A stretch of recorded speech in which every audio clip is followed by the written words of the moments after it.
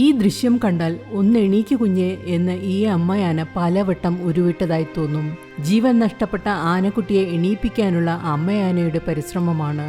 തുമ്പിക്കൈ കൊണ്ട് പലവട്ടം കുഞ്ഞിനെ തട്ടി നോക്കി, പലവട്ടം കാലുകൾ കൊണ്ട് തട്ടി ഉണർത്താൻ നോക്കുന്നു.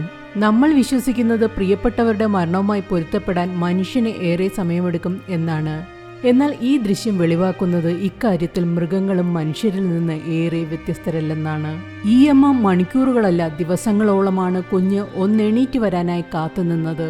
എണീപ്പിക്കാൻ ശ്രമിക്കുന്നതിന്റെ ഭാഗമായി അമ്മയാന കുഞ്ഞിന്റെ ശവം വലിച്ചിഴച്ചും കാലുകൾ കൊണ്ട് തട്ടിയുണർത്താനും ശ്രമിക്കുന്നു.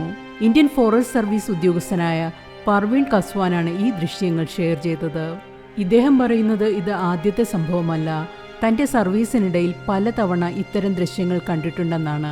ഇദ്ദേഹം വെളിപ്പെടുത്തുന്നത് ഇത്തരം സന്ദർഭങ്ങളിൽ മരണാനന്തര ചടങ്ങിൽ പങ്കെടുക്കുന്നത് പോലെ ആനക്കൂട്ടം കൂടി നിൽക്കാറുമുണ്ടെന്നാണ്.